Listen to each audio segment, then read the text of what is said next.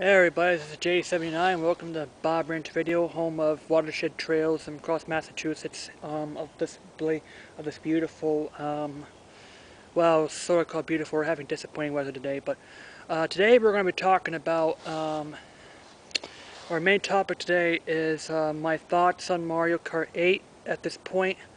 And many people are saying, well, oh yeah, we're excited about it, but me at this point, yes, I pre-ordered it, but I researched that game, and it only contains 16 tracks, new tracks in the game, plus 16 older tracks, which are, yeah, the usual piece of pie of cake here.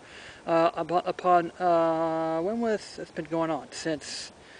Kind of like since the Nintendo 64 days, where we had the mushroom, the flower, the star, and the special cup. 16 tracks here. Which has been going on since 1997 or whatever it is here.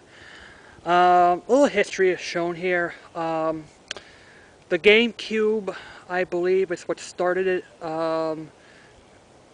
Started to have the 16 retro tracks here, which is a total of maybe 32 here. But the GameCube and Wii, and now Wii U has, which is the same amount of tracks, which I come in here. But I have to say that based upon the information, you're going to play the game for maybe about a month or less, and then you're going to be done with it. And unfortunately, at this point, it's because from the information what I've gathered from the information I've gathered from the game, yeah, 16 tracks plus 16. Those tracks from the older part of the series. It's okay. It was a good thing about during the days of GameCube, but it just doesn't cut it anymore. I think GameCube and then the DS, the Wii, the 3DS, and now the Wii U, the last 4 entries and 5 entries of the game here. Unfortunately, Nintendo is stuck in the 20th century, and yeah, it's really a sad thing to do about this here, but it does look pretty. I admit it does look pretty, and there's probably an upside down, a new element of the game here, upside down here. But what's really holding this game back is because of lack of a track editor, and on top of that, the developers in this game gave us a BS reason why they're not including it. He just comes up and says, oh yeah, it's a really fun editor, but it's just too difficult for us to implement here.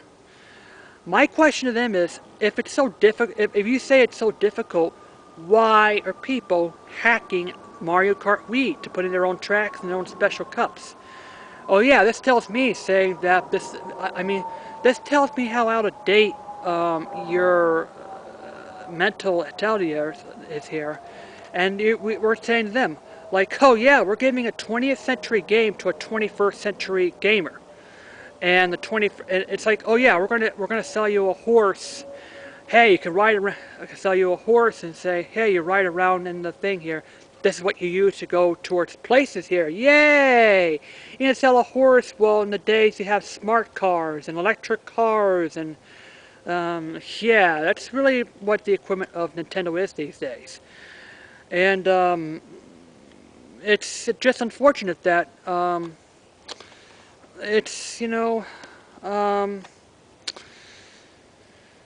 there's some online gameplay, a couple of item customization on the tracks and like this here, but seriously, we need it. Seriously, after the thing of Mod Nation Racers, I wonder if it's so. I wonder why people make such great tracks in Mod Nation Racers, but yet you insist. Before someone says, well, the track creation's devalued the game, and that's why you're doing it. And now it seems like you changed the thing. That says a track editor is a fun idea,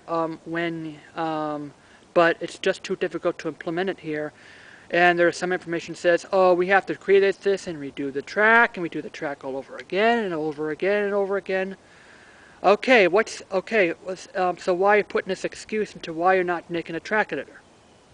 Look, look at yourself in your head. The people who own a PS3 who bought Mod Nation Racers and are going to shake in their heads and saying, "Hey, look, hey, look, Nintendo, it's time to embrace user-generated content. Look at Little Big Planet; it's really great." And because the Wii is lacking, and the Nintendo is like right now lacking in dearly in robust user-generated content. It's kind of sickening that to say a publisher, a developer of Mario Kart is they're just so butthurt about user-generated content. Oh yeah, of course you're going to get tracks that suck, all right, but you're also going to get tracks that are great, made by its users. Hey, I mean, if you would have added track editor in Mario Kart 8, I think perhaps you would have, tagged these people who made awesome tracks and feature them. And say, hey, we have a new feature tracks created by game fans, gamers here, and hey, what an awesome track that was. And perhaps people make great tracks and say, hey, you can monetize it to make money here, and it's money for Nintendo, money for you, and hey, this is the 21st century now. But no, you're stuck in the 20th century, giving us the usual 16 tracks, new tracks in the game, and throwing back 16 old ones. Yeah, it's getting old, Nintendo. But yeah, it's really time for Nintendo to get their acts together and start living in the 20 and start adjusting to the 21st century business model here. All right. Hopefully, Nintendo will add a new app, an add-on for the game that allows us to make a track error, because I think they're going to realize, saying that, hey, why are people hacking Mario Kart 8? It's because they're finished with the tracks and they've lost their flavors. I mean, because you're playing it. And I'm afraid this is going to happen on the Wii U. People are going to hack the game and they're going to make their own tracks, and it's a message say, hey, Nintendo, you should have added track editor. That's what the point I have to make. And yeah, item customization is pretty good, but it still really need a track editor for that game here.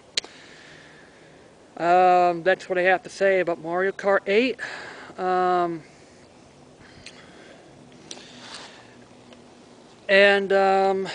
What I had to say, now we're going to go to Super Smash Brothers here. Hopefully they'll add a robust stage editor for Super Smash Brothers, and that could, reinforce my theory, saying that, hey, look, we're in the 21st century. We've shown that customers are capable of creation, and like this here. Super Smash Bros. 8. It's coming out for the 3DS, but it's not coming out for the Wii U until in the late fall or whatever it is here. At least it's still, all right. I'm gonna get Mario Kart U for excuse me, Super Smash Brothers this December, November, December. I might, ask for could be. Probably Nintendo is right now looking at boosting the holiday sales, and it's the reason why they have released windows of summer for the 3DS and the winter and during the winter for the Wii U here. And